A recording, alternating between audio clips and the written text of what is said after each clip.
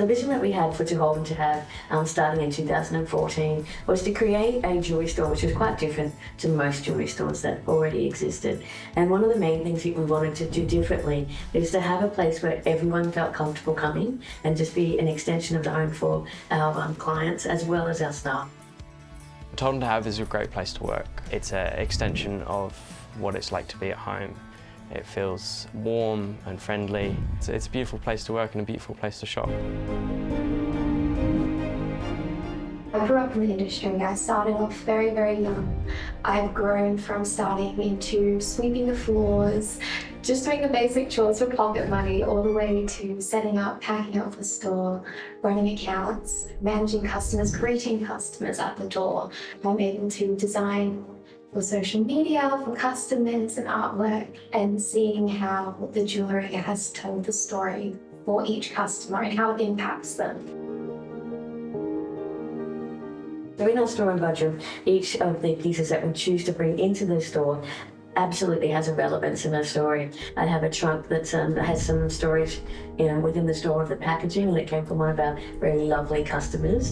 And the table in particular was just one of my pieces that I'd had at home. It was our dining room table, and brought it into To Hold and To Have, and it becomes our consultation table. So it's where our clients just sit down, have a cup of tea, a cup of coffee with us, to get to know them a little bit. And out of that conversation, we usually find what their needs are for their jewellery, how they like their jewellery to be, what their lifestyle is like, so that the final product is not only exquisite and beautiful, but it has perfect synergy with their lifestyle and with their aesthetics and their styling choices.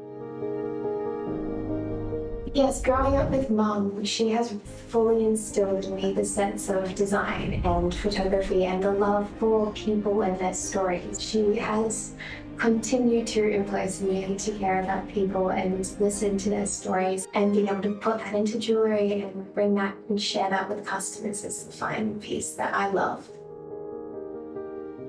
Inspiration for us, I think, really comes from the heart and the soul.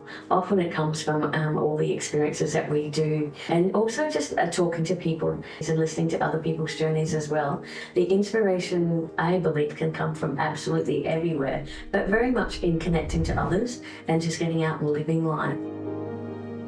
Outside of Mum's jewellery store, I'm a photographer, and I would love to intertwine my arts and my fascination for science. People will often walk past the little things. We often, in a world full of technology and social media, will ignore natural events or small moments of life. And I want to be able to capture those moments, the little things that we might just walk past and miss. It's the tiny things of life that truly matter most. The street library that we have, and it's just on the corner outside the store. It's in a beautiful little cottage garden that we've created, and it's quite a new concept here to the Sunshine Coast. Sometimes some people come and take 2 books, sometimes people come and bring a whole bag full and filled up, and it just brings us so much joy just to have another facet to the community that we can allow and facilitate. So To Hold and To Have has won the JAA, which is the Jewellery Association of Australia Award, in particular categories twice. So we won the Australian Award for the Bride to Be category, and then also for the Precious Metals category. And so that's in the previous years, and just recently we've also been awarded a fantastic community award. In the community, one of the things that we do is to run a design award within the high schools. And they have an arts festival which we sponsor each year. And part of our sponsorship is to run the design awards. So I entered a piece of a design that was in the theme of the Commonwealth. I'm very fortunate that me winning that competition has led to this apprenticeship. So the lovely team at To Hold and To Have actually made that piece into a real thing, and then went into a draw and raffled it off for charity. He won one of those design awards in the high school that we ran several years ago. He was like in grade 10. We chose his piece, not ever having met him before. In Australia, we definitely have a shortage of jewellers and have done for many years, and even more so a shortage of apprentices. So it's one of my real passions, is to make sure that our business supports apprentices continually. Being a jewellery apprentice is not a very common job. I do get funny reactions when I tell people that I'm an apprentice jeweller, because the only apprentices they know are maybe, mechanics and plumbers, and people are always very interested in my work.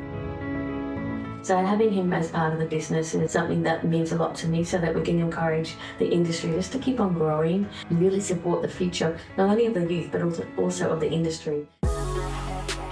So at the moment I'm doing a lot of repairs and doing resizes. So I'm working on a ring at the moment. The ring is being passed down to this lady's granddaughter, and so she can wear it at her graduation.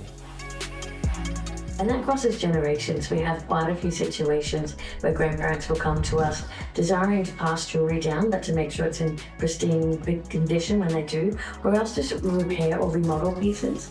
And sometimes it's completely changing the piece for a purpose. We take extreme care when we're restoring a piece, when we're repairing a piece, when we're remodeling a piece, and we take absolute delight when we can design and manufacture a piece right from scratch for you. It's just such an amazing experience to be part of a creative process that brings so much joy to other people.